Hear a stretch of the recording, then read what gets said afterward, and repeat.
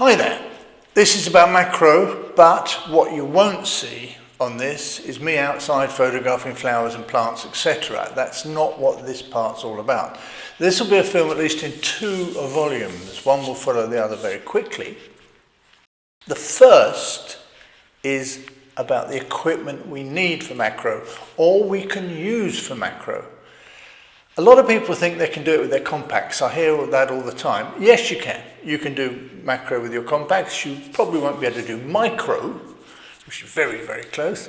But that's, let's face it, that's for Facebook. If you want quality and you want to be able to change the plane of focus by several means, then you have to look at this video, because I'll show you everything you need and all the possibilities from expensive to very cheap.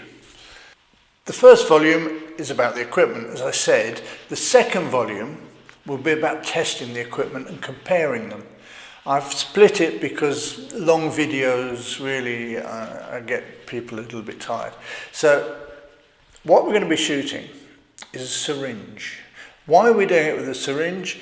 Because I want it in a controlled environment. I want to be able to light it. I want to be able to have exactly the same subject all the time. Outside on a flower, that's no good, it'll move, etc. So we're going to be using a syringe, and we're going to see how close we can get with all the equipment I'm going to show you. It'll also be interesting to see the distance between the lens and the subject with all the different ways, and it'll be very interesting to see the quality. Might be surprised by some of the cheaper ways. Now this is the exciting bit. We've got all this gear. Now we'll have a look at what you can use for macro. Cheap and expensive. That's expensive. Only good for studio work. Somehow I can't see myself following a butterfly with that. Can you? No. Right. So put that on the floor, give myself a bit more room. There we go. So we've got the cheapest way. The cheapest way of doing macro is to buy yourself one of these rings. Now what does that ring do? It fits on the front, on the front of a lens, like that. And it allows you then to add the lens the wrong way round. That's the cheapest way of doing macro. I'll show you what it gives. It's very, very good. And that costs probably €20, or I think, something like that. I can't remember. Another cheap way is to use close-up rings. Now these are close-up rings. There are 3 in the set. You put those between the camera and the lens, and that allows you to focus very, very closely as well. Very good. They exist in automatic form, which costs a lot more money than the manual ones. The manual ones you can pick up for 8, 10, 12 euro even, or pounds or dollars. The automatic ones like this that have got these contacts, they cost nearer 65, whatever it is.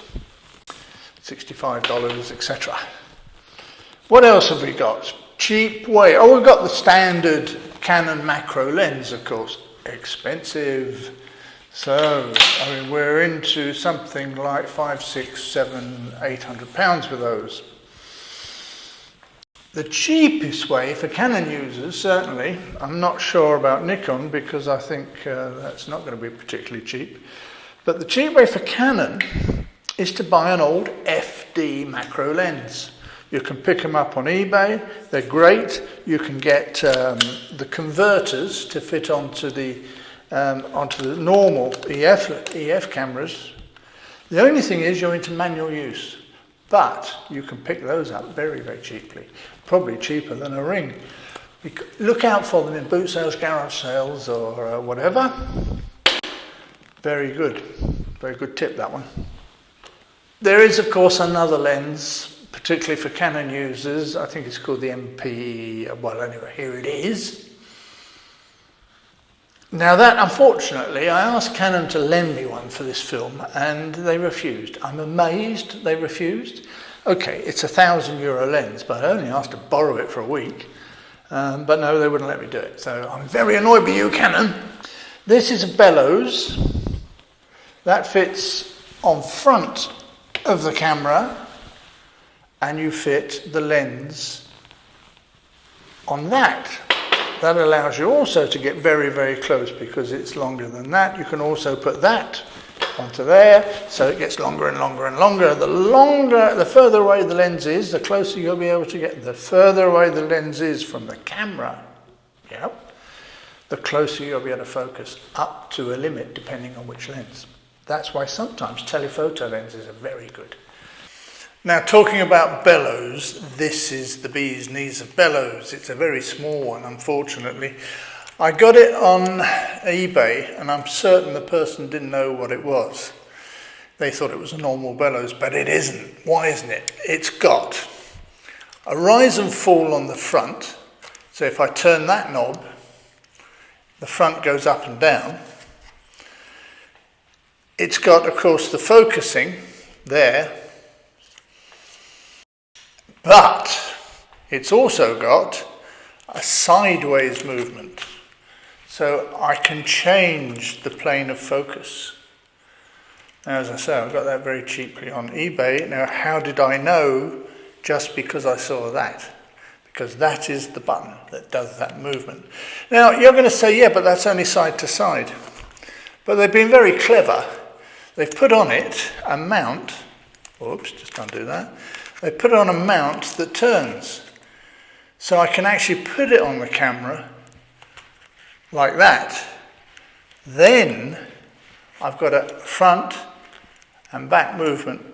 Now that enables us to do wonderful things with focus with macro. Now I was hoping that this one would be the same because this one's a lot bigger. Now why would it be good if it's bigger? Very simply because this is for a Pentax lens, which I have, luckily enough, and this is to fit on a Canon. Now, if that would do the same movements as the small one, that would be fantastic because I could do a lot more movement because the lens was made for a bigger format. So what I'm planning on doing is getting an engineer to cut the front so I can turn it as I want. Now that really would be good. The only problem then is getting it mounted on the side so I can do it that way. But I think I can because I haven't looked yet. I'm virtually certain I can turn the mount. If not, I'll have to find another way. But all this was very cheap on eBay, and I think it will help a lot with my macro. Now here's another one on the market. It's by Novaflex. They were short-sighted enough not to lend me one to test. But anyway, it's £800 and there we are, it does all the movements we need. This is a rail, and as you turn it, it clicks. Now, if you've got a subject that doesn't move. Now what this does is, as you turn the knob, the camera comes closer and closer to the subject. Therefore, the focus is staying the same, but on a different part.